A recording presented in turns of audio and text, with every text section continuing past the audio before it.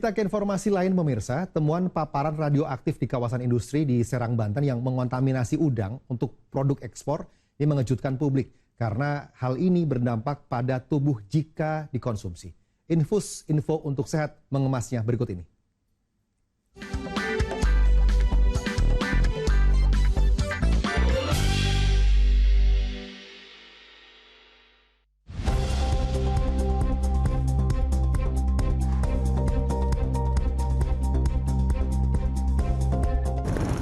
Paparan isotop radioaktif dalam udang beku itu terungkap ketika produk udang beku dari Indonesia ditarik oleh Otoritas Pengawas Obat dan Makanan Amerika Serikat.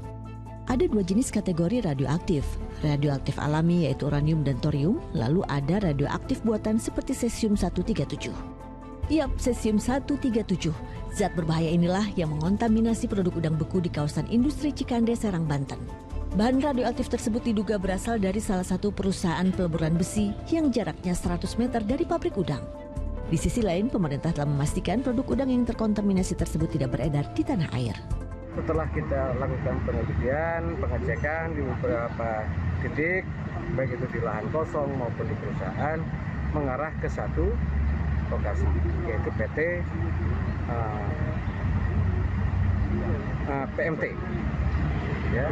Perusahaan apa itu, Pak? Ya. Perusahaan apa? Perusahaan peleburan besi. Unsur kimia CS137 terbentuk melalui proses nuklir. Wujudnya bubuk kristal, sifatnya larut dalam air, serta mudah tersebar di udara. Zat tersebut bisa menempel pada makanan, minuman, bahkan terserap kulit manusia. Risiko dari paparan zat berbahaya ini pun tak main-main jika melebihi ambang batas. Badan Pengawas Tenaga Nuklir menetapkan nilai batas dosis paparan radiasi yang berbeda-beda, tergantung subjeknya mulai dari masyarakat umum hingga pekerja radiasi. Nah, untuk masyarakat umum, paparan itu sering kita jumpai dalam kegiatan sehari-hari. Seperti menonton televisi, bermain ponsel, perjalanan menaiki pesawat, hingga merokok. Tubuh yang keracunan radiasi akut akan mengalami sejumlah gejala, seperti mual, muntah, diare, kehilangan selera makan, sakit kepala, hingga detak jantung yang cepat. Bahkan dalam jangka panjang, mampu menurunkan fungsi organ dan sistem kekebalan tubuh, serta meningkatkan risiko kanker. Terus terang saja, ini kan sesuatu hal yang kumulatif ya berlangsung tahunan, memang disebutkan demikian. Dan juga tergantung dari jumlah yang dikonsumsi.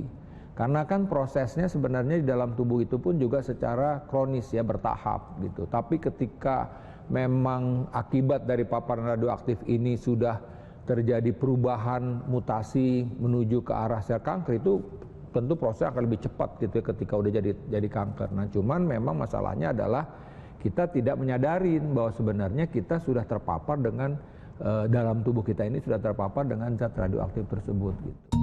Sejumlah langkah bisa kita lakukan demi mencegah paparan zat radioaktif khususnya pada makanan yang kita konsumsi. Nah, untuk melihat apakah seafoodnya masih segar atau tidak, sebenarnya bisa dilihat dari teksturnya yang kenyal dan juga baunya yang masih segar dan tidak amis. Tapi kalau untuk melihat dari fisiknya apakah terpapar radioaktif atau tidak, kita tidak bisa melihatnya dengan mata telanjang dan harus menggunakan alat uji. Tapi Anda bisa melakukan beberapa hal ini, seperti membeli makanan dari tempat yang sudah melewati uji coba dari BPOM atau Badan Pengawas Pangan. Kemudian Anda juga bisa menghindari tempat yang pernah dilaporkan terpapar radioaktif.